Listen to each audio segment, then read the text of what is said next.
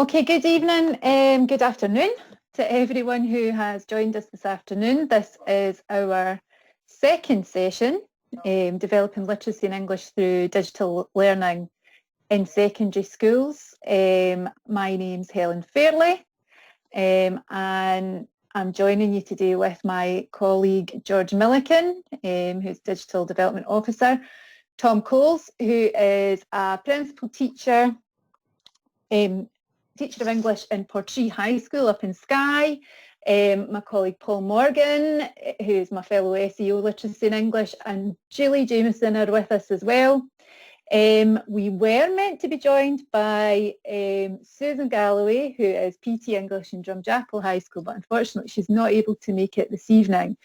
She had some good stuff planned to share around about Microsoft Forms, and particularly what she's been doing with close reading with Microsoft Forms. She will be with us on the 3rd of December. And we are so grateful to our colleague George for stepping in and walking in the shoes of an English teacher for the last 24 hours. And he's developed some good stuff around about Microsoft Teams to share with us today. So that's coming up a little bit later.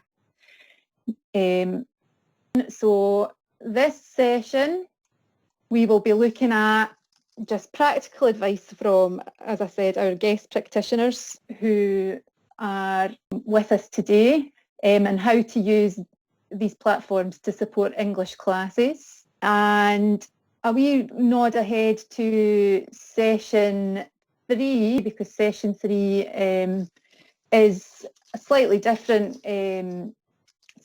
approach that we're taking. We're going to actually open up breakout rooms around about Microsoft Forms when Susan is able to join us. Microsoft Teams and Office 365 will be another one of the breakout rooms, and G Suite. So we would really appreciate if you can have a think about which one of those rooms you would like to be part of, and indicate that to us so we know how many to expect. And also, if you've got any particular questions that you've been thinking about over the course of the 2 sessions that you would like our experts to answer for you. And a wee reminder, just exactly what we said at our last session about ourselves as a learning community. You're all part of our team for the 3 sessions, and actually that team includes our primary colleagues too, because we've been running a parallel set of sessions with primary, and everybody in here has expertise in this area. We're all on this journey and we're developing this. So how can you contribute? You can post into the chat box, post your questions, you can share to our team anytime in between, post the DigiLearn Scott blog, and discuss with us and with each other at session 3. I am going to stop now and I'm going to pass on to Tom, and Tom's going to talk around about G Suite, Google Classroom, and share a little bit of his practice area. So Tom, it's over to you. Hi Helen, thanks so much for that. Thanks for the kind introduction. I'm going to start sharing my screen straight away, and we're going to get talking about G Suite.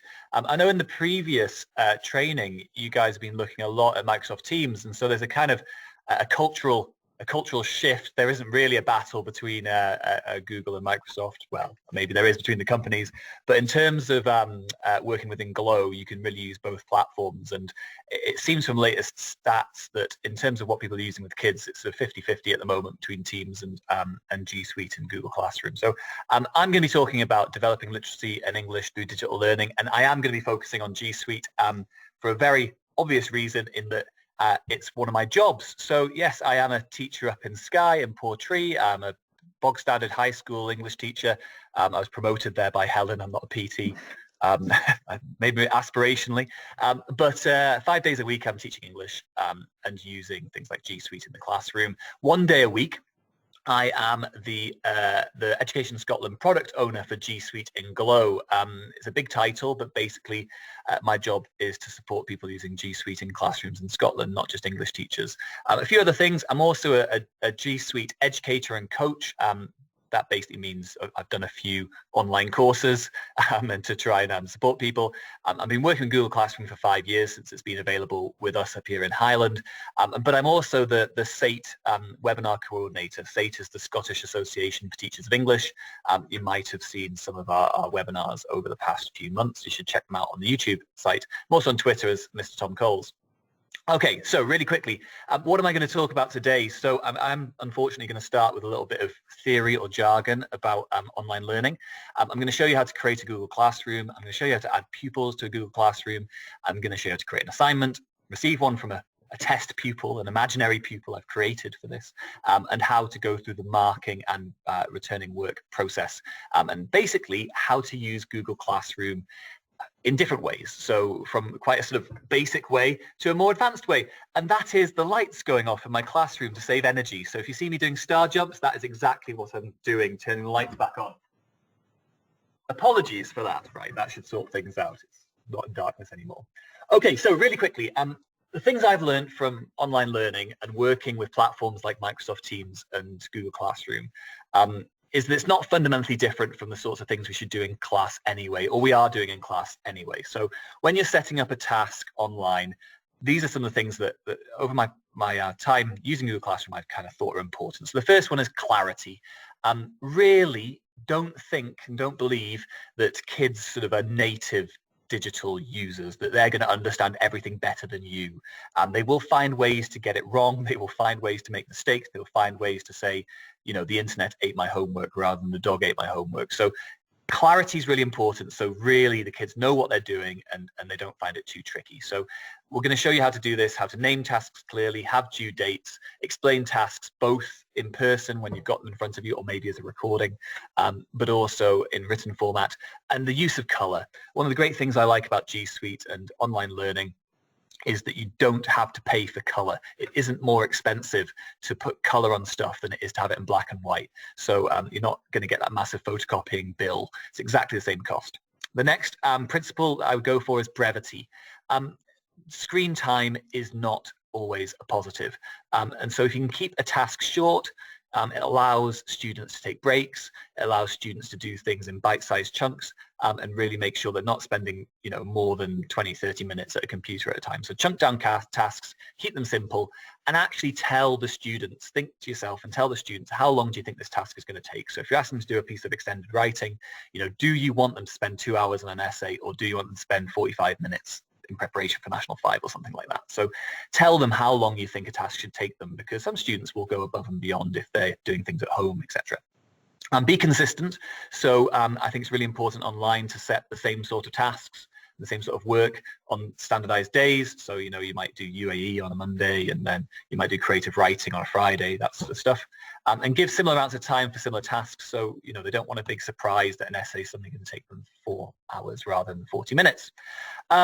Also, kindness, I think, is really important when you're talking about online learning. So really, and it's related to thinking about being brief, plan in breaks and time to recover. And for you to recover from your planning, I find online learning is often frustrating. We'll see if the technology survives today. Okay, so next one. What is G Suite? Well, G Suite is a series of applications that you can use online to support online learning. For some reason, they have just changed all the logos. So if you were used to certain logos, they're all going to change. And they're actually going to change G Suite to Google Workspace. Sometimes it's novelty for the sake of novelty. But anyway, so here are some of the main apps that you might use. You might use Gmail in your own personal life. It's not available in Glow. Google Drive, Google Docs, Google Meet. These are all different things you might be able to use or might be using. I'll just tell you a bit about G Suite. I'm sure you know this, but G Suite is one of the core services within Glow. It is part of your Glow login. It's managed by Education Scotland on behalf of Scottish teachers. It is reliable and consistent. That means it is the same for all teachers and all pupils and all students across Scotland. It's not quite as customizable as other things. And if you are interested in using it or you want to know more about it, you need to speak to your Glow key contact within your local authority to get that set up. Okay, the sorts of tools that we might use in Google Classroom. In the center, we have the logo for Google Classroom, but we also have a Microsoft Word replacement, which is Docs. We have Forms, which is a sort of survey and quiz tool. We have Jamboard, which is a bit like an interactive, collaborative whiteboard. It's fantastic. Slides as well, which is a sort of replacement for PowerPoint or the equivalent of PowerPoint. And I'll show you some of these when we talk a little bit more about these. So what is Google Classroom? And this is about key principles, I guess, still.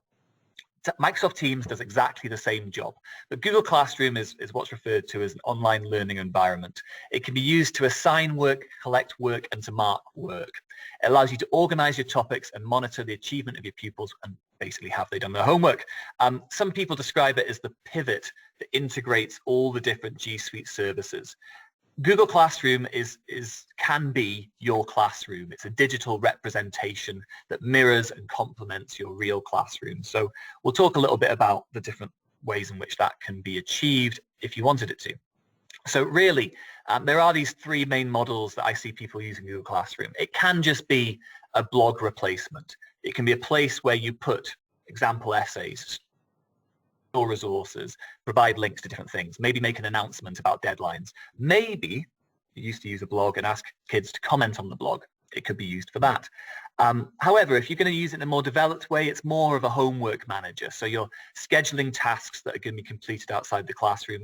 And you can also use Google Classroom to inform parents of deadlines and work to be completed.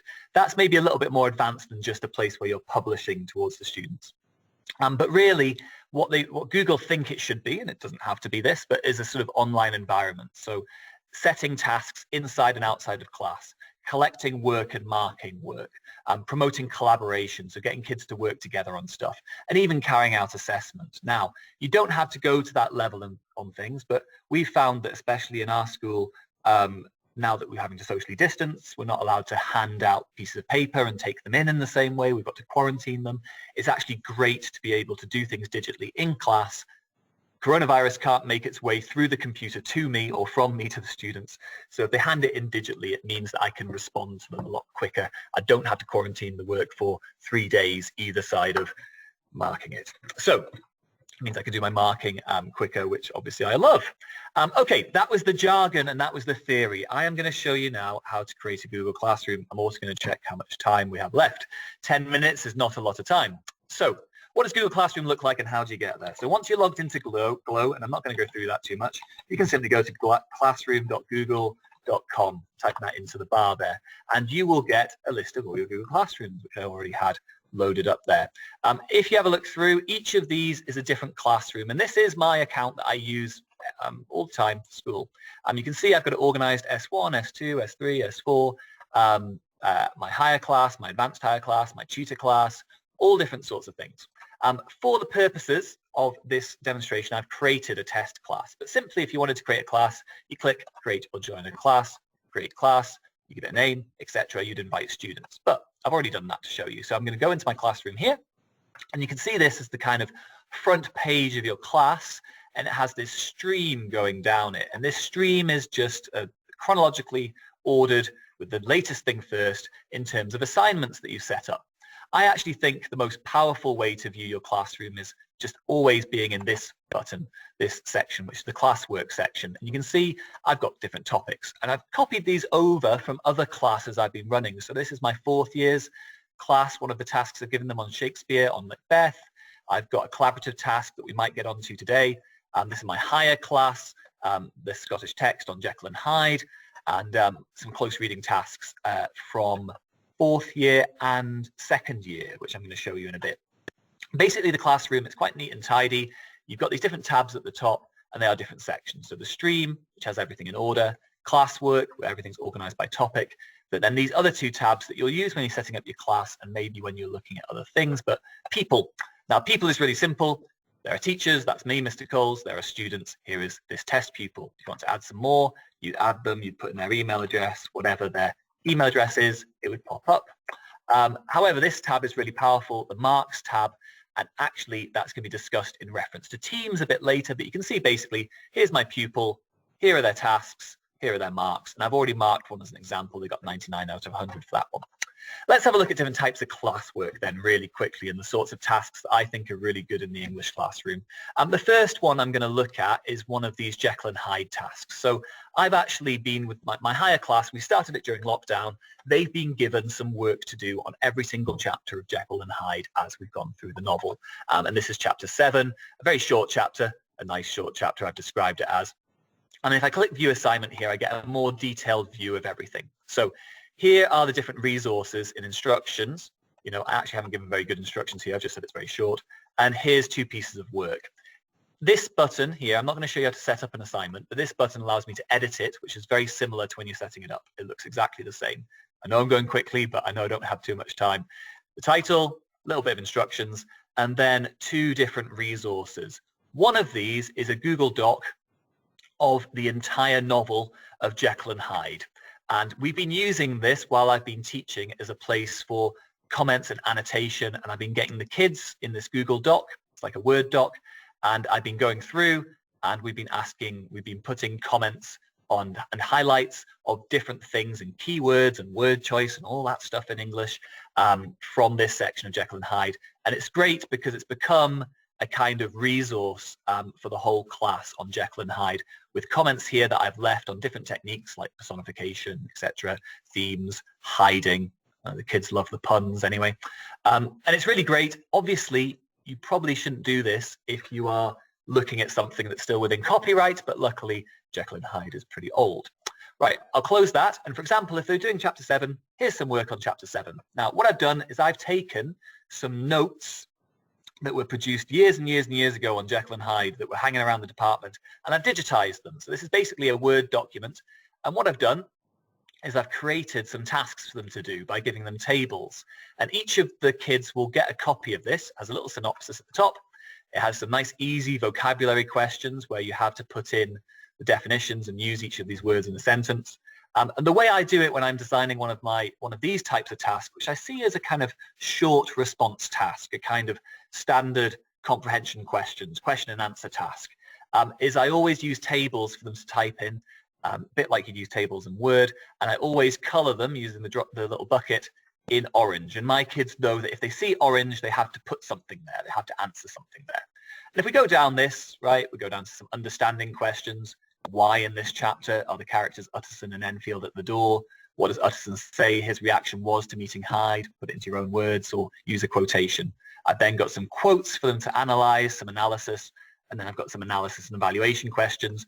And you can see the boxes, the analysis and evaluation questions are about 3 lines long. And that kind of says to my students, you should be writing a bit more. So I change the size of the boxes depending on how much I want them to write. Or maybe I'd say, well, this is going to be worth, 2 marks or something. I would edit that. Okay, really quickly. I know I'm going quickly. That's how I would do lots of my tasks. They look like this. They are quite straightforward. They're basically a worksheet. However, what does it look like when you get this back? So I have assigned that task and I've created a test pupil. So I'm going to switch now from my teacher view to a test pupil view on this side. And this is a student, a test student. You can see that they are in other classes as a test. This is their class from their point of view. Now they can see that I've updated something. Now, if I go to this one, you can see they can't see the marks view up here. So I can tell that this is a student by the symbol up here in the top right-hand corner. If I click on classwork over here, you can see if I go down to Jekyll and Hyde, the incident, and I go into it, I can see that this student has handed in their work, and their work appears up here. And you can see already that they've carried out this task. So they have shown, they've defined each of these words. Something premature is occurring or done before the usual or proper time. They've probably stolen that or rather copied and pasted that from a dictionary, which is fine. But they've done some nice little, short answers here. Why are Utterson and Enfield at the door? They're passing on their usual walk. What he has a feeling of repulsion, that's his response. Great, so they've handed this in. And I can see from their perspective what it looks like for them having handed it in. If I switch back to my teacher view and I go to student work, I can see test pupil student work here. The great thing about Google Classroom is that you can mark work online. So if you've created it online, you can mark it online. And in Google Classroom, and I know we're going to see more of this from Microsoft Teams later on, you can go through, and this is the marking view. So you can see at the top, I've got the name of the pupil, test pupil. You can see I've already given it a mark over here. Maybe I think it's not quite worth that anymore, so I'll change that to 85. And up here I have back and forwards to select the next student, right? I don't have lots of examples of students here, which is a bit of a shame. But if I did, you could go back and forward. And you can see here, I've got all their answers. And for example, I think this answer is a bit short. I can go into here. I can add a comment. Oh, it's reconnecting. Let's just check it's going to load. Being a little bit difficult for a second. Say I'm going to comment on this definition of premature. I could click add a comment over here, and I'm going to say in this comment, please put into your own words. Not that that's really fair, but it's the sort of comment you might leave. And there we go. So I've left a comment, and I can go down. I can leave a comment here. If feeling repulsion, a bit more. Let me show you that. A bit more detail would be excellent, right? Because I think it's a bit short. And I can leave a comment over here saying generally good, but a bit more, please. Something like that. Post it. I can return it. And then once I return it, it will return the marks here. Students will be notified and check any marks you've left. Return. And what I'm going to do really quickly is go back to the student view. So the student view, they can see my private comment here. Generally good, but a bit more, please. And they can see their mark. They got 85 out of 100. Really, really good. Okay, so I can see that I'm going to be running myself out of time. So I am going to jump back, and I'm going to show you a different sort of task. So if I go back to here, let's get rid of all that, close all that, go back to my class, you can see that I have another type of task here on Jekyll and Hyde, which is a quiz. And this student hasn't done this quiz yet. Now, quizzes on Google Classroom are using Google Forms, and there is the equivalent Microsoft Forms in Microsoft Teams. However, I was just told that in Microsoft Teams, if you start creating something as a survey, you can't change it to a quiz. While in G Suite you can. So maybe it's a little bit of a bonus there. You can look at this. Very, very similar Microsoft Forms as it is in Google Forms. They are very similar applications in many ways. But you can see it's a simple quiz, multiple choice. Why are Utterson and Enfield at the door? They were passing on their usual walk. If they've done that writing task, that little comprehension task, they will get this quiz right. What does Utterson say his reaction was to meeting Hyde? It was repulsion. So I would go through this, answer all the questions, click next, and hand in the quiz. And the great thing about this quiz is it's self-marking. So if I were to go through this, right, choosing random things, I'm probably not going to get these right. I should have guessed it. Might take me a little while because I know that I've made all these mandatory. They have to answer every question, right? These are the vocabulary questions. The other way around. Hopefully, I should get 25% because I've chosen everything at random. I've submitted it. I view my score, right? And it tells me I got 4 out of 15.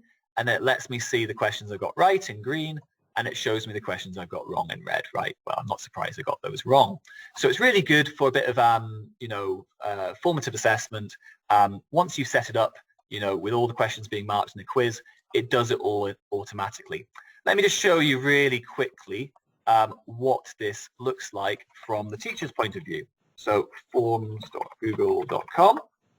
You're going to see all my forms here in a second. And let me just say Jekyll and Hyde. Right. Let me see. I'll do the chapter 7 quiz. Here it is. You see all my other quizzes there. And the great thing about this as a teacher is when you've done a quiz and you click responses, right, you can see a little graph pointing out exactly what scores people got on average. So you can see whether kids did well on this. And, there's an outlier there, someone who just got 4. Well, that was me just doing it then. Most of my kids here, and there's real data here. You can see that I've had 23 responses. You can see most of them are getting 14 out of 15 or 15 out of 15. And if you go down, you can see for each individual question. So no one got this wrong. No one got this wrong. Oh, one person got this wrong. So maybe they misunderstood that. And you can see which student it was.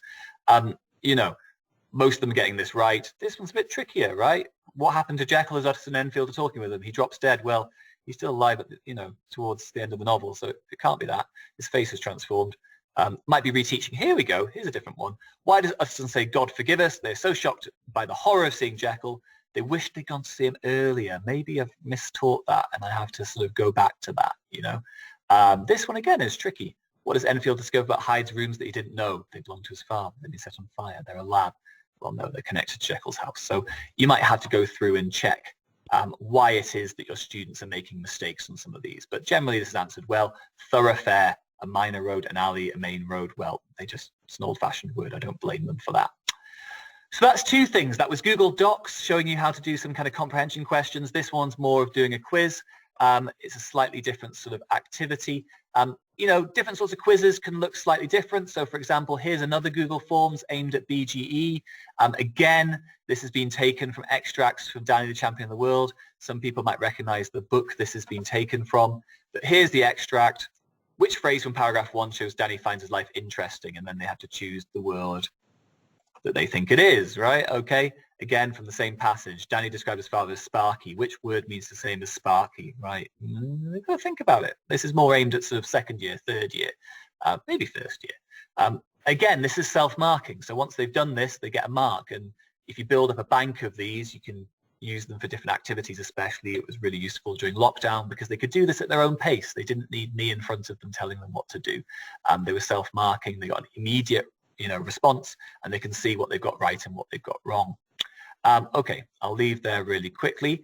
And I've got a few other things I could show you, or some things like essay writing, but I know that some of that is going to be covered in the next section. So if I stop sharing for a second, maybe it's a chance for people to ask a few questions. I've really just run through and shown a few things there. Just some of my own observations. It's really, I think one thing that struck me, it was reassuring to see your digitisation of existing resources. I think in the circumstances just now, to see that, to see how that can be done in a useful ways, really helpful. And I like the forms, and just, the way that you've used forms, a really, really quick way to get feedback on how pupils are getting on. And Susan, who was going to be with us this evening, she will be with us on the 3rd. She's looking at a different approach to forms as well. So she's looking at how Microsoft Forms, which is very similar to Google Forms, as you said, can be used to sort of do a bit of formative assessment with those more subjective things that we look at, such as close reading answers and gathering that data together and comparing answers. So we have that up our sleeves for session 3. But I completely agree about the use of existing resources. If you already have a PDF workbook on a novel, there's no point trying to create new resources if you've got ones that work.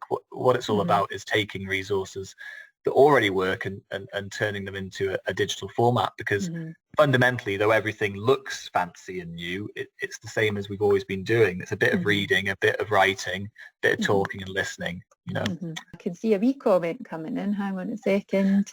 So Jay Longo's saying, can you use forms for longer responses or just multiple choice? Yeah, so as Helen was saying, with that activity, which was just basically mostly an understanding check from the chapter that they'd read, just to kind of hold them to account a bit, I've made it multiple choice, and it's very easy to have it self-marking if it's multiple choice. But of course, you can have, whole paragraphs of space for the kids to write, or you could have short answers or drop-down menus. There are lots of different options. So it's not just multiple choice. You can have longer responses, but it makes it harder to do the self-marking kinds of activities.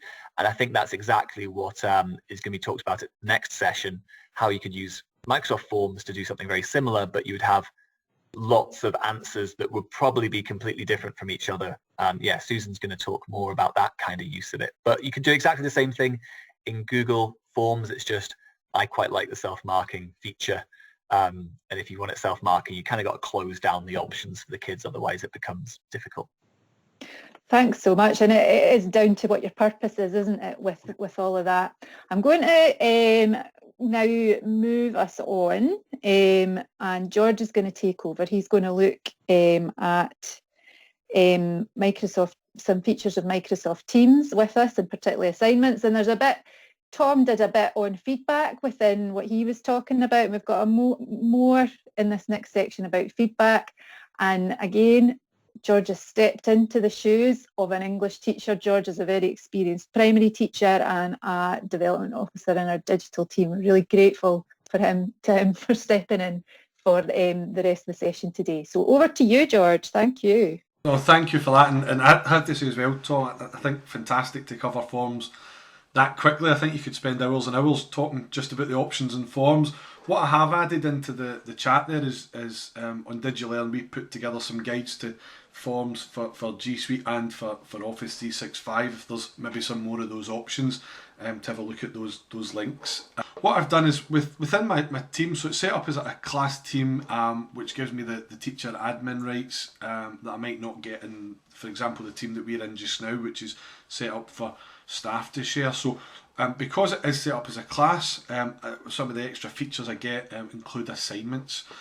So I know Tom spoke a bit about assigning work as well, so I don't want to labour too much on the setting up of work.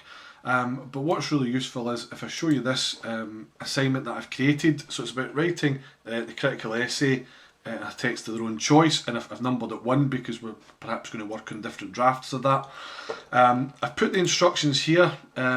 Those should be bullet pointed, but these are the key parts. Just a reminder that these are the key parts I'm looking for the learners to put into that. I've put a link here as well to some BBC bite-sized summaries on writing their critical essay, some guidance on there that might be useful.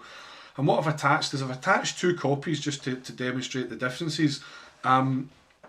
I can attach, and we spoke in the first webinar about using OneNote as a virtual notepad, and Tom mentioned Jamboard being a very close equivalent to it in G Suite as well.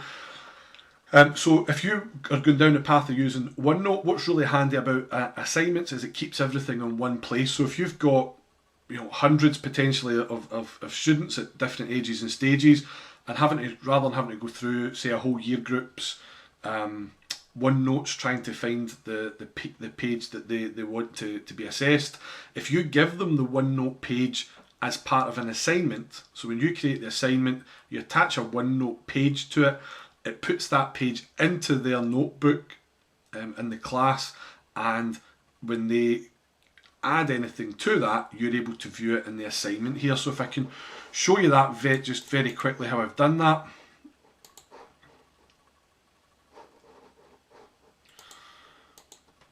So when I've created the assignment here, I have added the resources, and I have the option to add different types of files similar to G Suite, but when I add a class notebook, so I can only add one at a time there, and I've already added one. I don't want to delete that just in case it messes up my next example, but I'm able to add a OneNote, and I can specify which OneNote document it is if I already have one created, or I can create a new one. But as I say, when I create that, it goes into the student's OneNote in their class notebook, which is quite useful to keep everything in one place. I've also attached a Word document, and for this example, what I'll show you just with the marking is try not to just always think about digital, as Tom was saying there as well, about where you blend the digital and the physical worlds, and those examples of different work that you might submit, and how the two can work together as opposed to being opposites. So within Teams, the easiest way to view it, I can click here and view Julie's work that's been submitted here, but I'm going to show you the grades button again, similar to Classroom, but it'll let me pull them up in just a slightly different view. So if I open up, starting with Helen's piece here, so I've already marked this, and what I asked for the learners to do for this was, rather than doing it on Word where they're able to copy and paste, so if we're going to work on drafts of an essay, I don't want them simply copying and pasting draft 1 into draft 2 and editing and making some changes. If I really want them to think about it and rewrite it, what I've used for this is, you'll see on OneNote and Word, and I'm sure if I remember right, in the G Suite tools as well, you have the same option. I can insert a picture, and I can insert a picture using my device's camera, or ones that are already on my device. So I'm using my laptop just now, and it's not bringing up my camera automatically, but I could do this with my mobile phone, and as Tom spoke about as well, about quarantining work when it comes into you. So they could do the work on their jotter or a whiteboard, anywhere at all that you need that to be done, a worksheet. They can photograph it and hand that in as an image, and that works. You can see at the moment This is Helen's Word version, so she's just used a Microsoft Word document. She's inserted her image, and then I've been able to annotate it, and I've used some highlighting here. I've just tried to demonstrate as well. I can write with my hand, or I can write with text. So I can, if I've got a touchscreen device such as an iPad or a laptop with a touchscreen, I can annotate straight onto the screen. But I can also use traditional text to do that as well. The beauty with the drawing functions is that when it's an image of text such as this, I can't use the built-in highlighter that you might traditionally use. So I can highlight text with that, but I can't highlight an image of text. However, there is a draw function. To access that, I've got to open it in the desktop app, and I can edit that. But what might be a wee bit easier is if you just use OneNote, because the drawing tools are built into that. So what I've done, similarly, same piece of work, I've annotated it the same. I've highlighted and said, yep, this is going by the success criteria we outlined at the start about key information in the introduction. That's there. They're answering the question. They've made that clear about how they're answering the question that they're answering. That's here. So I can provide that feedback. Now, I've tried to keep it quite vague there, that this could be me as or Helen as the learner has put this on as self-assessment. So she's checked that and saying, yes, I think I've met the success criteria with these comments. It could be me as the teacher doing that as well. And as I say, I can either type it or I can write it. What's really handy with OneNote that I can't do on Word, for example, is I can insert an audio file.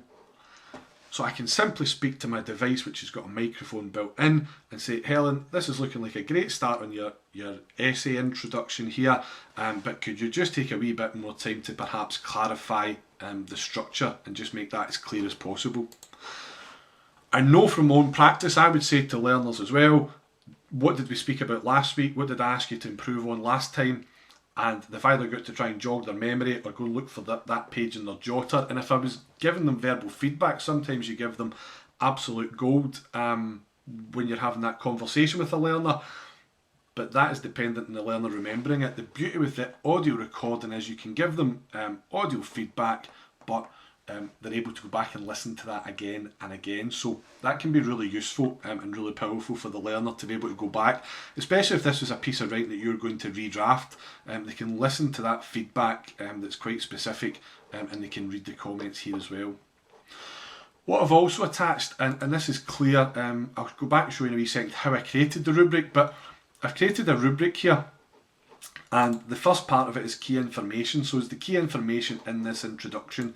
And this is really handy. It takes a wee bit extra time maybe at the start to create this, but if I know this is going to be a series of drafts and I'm going to be reusing the same sort of feedback, or I'm using it across a whole year group, and I know I'm going to be saying the same things about whether or not they've included all the relevant information in the introduction. So things that I'm going to be saying to almost everyone, I've prepared some statements here, and the rubric just lets me, almost like a stamper, I can mark that onto the work here. So I can say to Helen, she's included all the information that's there, or I can take them off again. She's on track for this part about signposting her answer. She's started that, but there's maybe a wee bit more detail required. And in terms of outlining her argument in the essay, there's a bit of work required here. Come and speak to me. So these are statements that I'm going to say to lots of my learners. Perhaps I'm going to reuse these different levels. And again, although the learner can't use them, they can't yet select that option and say, this is how I think of my self-assessment. They could certainly use them for self-assessment. And if I'm looking at that as a learner and saying, my argument isn't quite as clear as it could be, I've got a wee bit of work to do. I know the teacher's going to speak to me, or if they think it's excellent, they're able to see what the different criteria are that I'm creating. And I'll show you how to do that in a wee second. And again, similar to Tom's demonstration there as well, I can add a specific feedback instruction here. So this might be the general feedback I'm giving to learners, but as that EEF research shows us, individualised feedback is so powerful for learners making next steps. So to be able to give them that specific part to Helen that's different from the others. What's really handy is once I'm finished with the rubric here, you see I can choose the learner from a list. So if I assigned it to Helen, Julie and Paul, or I can cycle between them and I can see different learners and how they have submitted theirs. So with Paul's example, if I can show very quickly, How I did, what I did to Helen's writing when it was submitted is I can go into draw, select the highlighter, and I can say, there's the information. That's the key information with the highlighter. Change the highlighter colour. I can highlight, here's the next part I'm going to do. Or you can use, again, there's a pencil tool there, so I can circle bits and say, expand on this. And for me, it might just be that you prefer handwriting. That's a way you've always worked, and if you've got access to a touchscreen device, you can simply scribble and scroll on the page, use highlighters, and that might be useful. Again, you've got the insert and audio recording. But what's really good is that it pulls everything into the same place, and I think Tom mentioned that as well. Everything's in one place and it's easy to access. If my learners are doing the writing on paper, which is really useful ahead of thinking of exams where they're going to have to be able to write for an extended period, I can use paper, and it saves as well with them handing it in. I've got to file it somewhere in the base or in the cupboard, and if they need to see that again, have I had to go and photocopy it to give them a copy and keep a copy for myself? But if I use it in OneNote, they submit it with a photograph into OneNote or Word through assignments. Everything's in one place, so it means that, for example, if I'm unable to attend work for whatever reason, I'm unable to come to the school to hand in or have that work handed in to me, I can do it via my computer. With Julie's example here, you see Julie has typed hers instead of, sorry, just in case you're seeing this for the first time, Julie, I made it for you. So I don't remember writing that, but in Julie's example, she's word processed it rather than writing it by hand. And what's really useful about this is I can use that open in desktop app. That button didn't work earlier either. But I can open it here and it's going to open up the full version of Word online on my desktop for me. Again, we spoke about that last time. There might be local authority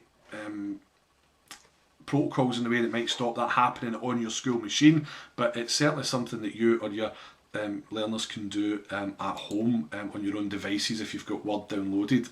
But what I wanted to show you, the reason that I'm bringing it down to the desktop version is Word Online won't let me annotate like OneNote, but Word on the desktop will. And what's great is it's auto-saving, so any changes I make here, when I close this, it automatically saves the changes to the online copy that Julie submitted to me. But there's different drawing tools here, but what this is a new tool to me, but I thought it was fantastic. I've got this magic markup pen here, so you can see some different options. If the wee arrow is going to work for me. The arrow's not going to bring up the options here, but there are some different inking gestures I can do. So there are some mistakes here on the page. So I can see with philosophical, there's a space in there that there shouldn't be. So if I'm right, it's a downward slash. It's not happy with my downward slash. It's thinking it's an L. There we go. It's an upward slash, sorry. So it joins that word together, the two words that were split. So if I do an upward slash, it joins it together. If I do a downward slash there at his writing, I'll just replay that. It puts in a space for me. So it might be, again, that you're familiar with working on pen. This one here presently up here is a double word, so I need to delete that. I'm simply going to score it out, scribble over it, and my connection's a wee bit slow, but you can see Word there is deleting the extra word. And up at Sir Terry, it should in fact read Sir Terry Pratchett. If I draw a wee up arrow and then I write on the screen, and it's really testing my internet connection here, but I'm hoping it's going to keep up. So it's going to be a test of my handwriting as well, but there you go, it has indeed recognised Pratchett and it's put that word in. Now, I think that could be really useful if that's the way that you're used to working. You can annotate, you can edit with your touchscreen device. It might be that you have written this on a word processor, maybe at a laptop, you've sat and had time to do the writing, but you're only able to use your iPad when you need to do the editing and the redrafting. So the iPad or a mobile phone, if you could redraft some of this without having to, if you try to imagine writing an essay on a mobile phone, could be challenging, but if you're just editing a draft, you can use those ink gesture tools. The down arrow should bring up some suggested tools there, as I showed you, that won't work by accident. If I do a backwards sort of L shape, it will put in a new line for me.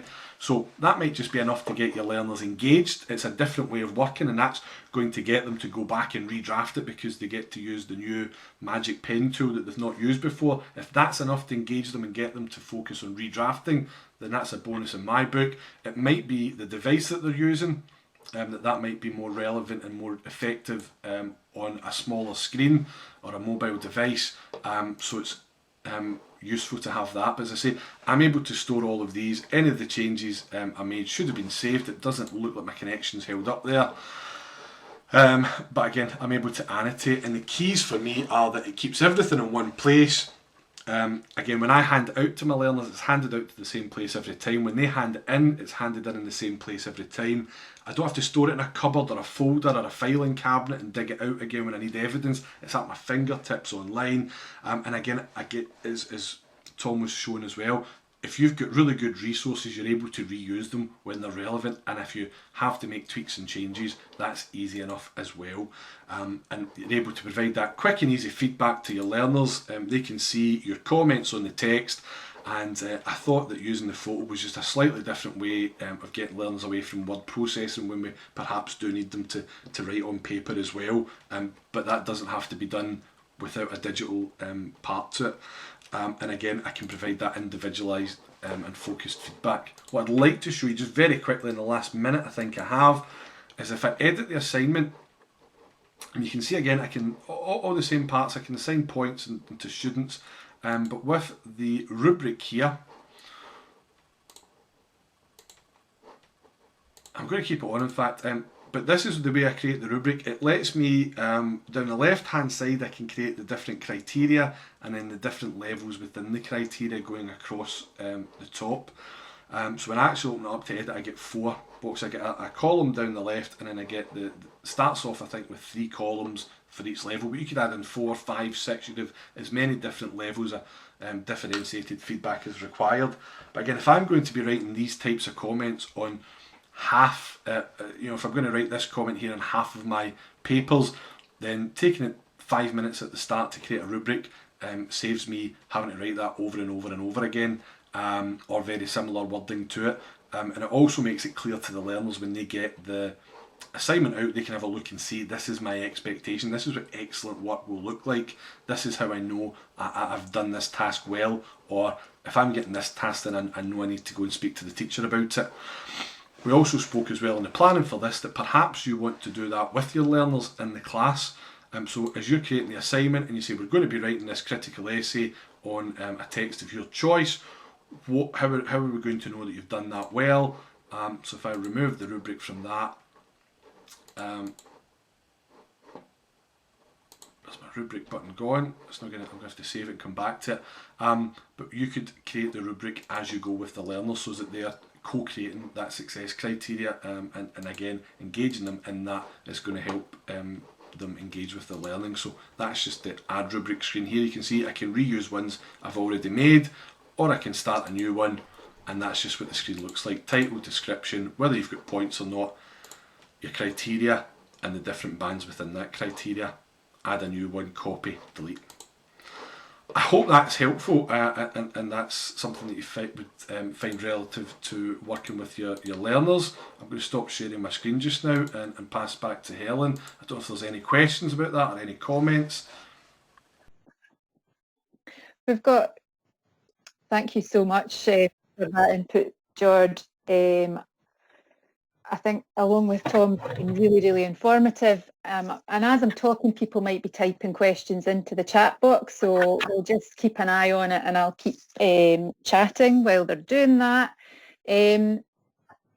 One comment I was going to make also on what you were talking about feedback, and the fact that I think the thing that is so looks so great about the system is that everything is in one place, and you said that a few times. And also when there's that feedback that you want young people to carry forward because they're doing the same thing every time. It can be to do with their writing. So for example, they're not varying sentence structures and they do it every time.